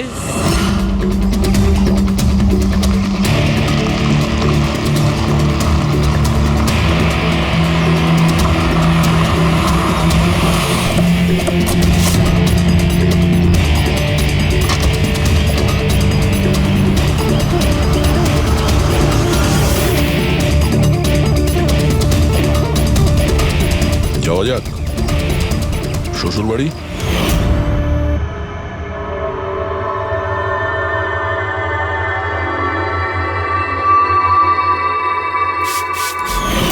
দিলীপ আর রোহনের উপর কেস হয়েছিল, কিন্তু আমি জানতাম ওরা টাকার পাওয়ারের জোরে ছাড়া পেয়ে যাবে। কিন্তু ওদের কাছে টাকা থাকলে আমার কাছে ছিল বুদ্ধি। অনেক মাস ধরে ওদের আমি ফলো করেছি, ওরা কোথায় যাচ্ছে, কি করছে, কার সাথে দেখা করছে, সবকিছু। আর শেষ পর্যন্ত ওদের দুজনকে মারার উপায় আমি পেয়েই যাই, ইলেকট্রিক পেন্ট আর সার্কিটের মাধ্যমে। এই দুটো জিনিসের বিষয়ে আমি খুব ভালো করে জানতাম। ব্যাস, দিয়ে দিলাম দুজনকে শাস্তি। দুজনকে মেরে ফেলেছি জ্যান্ত পুড়িয়ে, যেভাবে ওরা আমার সালোনিকে মেরেছিল। হিমেশ, তোমার স্ত্রীর সঙ্গে যা কিছু হয়েছে সেটার জন্য আমরা সবাই দুঃখিত, কিন্তু দিলীপ আর রোহনকে মেরে তুমি কি পেলে? তুমি কি ফিরে পেলে তোমার স্ত্রীকে? প্রতিশোধের আগুনে পুড়ে তুমি দুজনকে মারলে। আইন তোমাকে কোনোদিন ক্ষমা করবে না, কঠোর থেকে কঠোরতম শাস্তি হবে তোমার।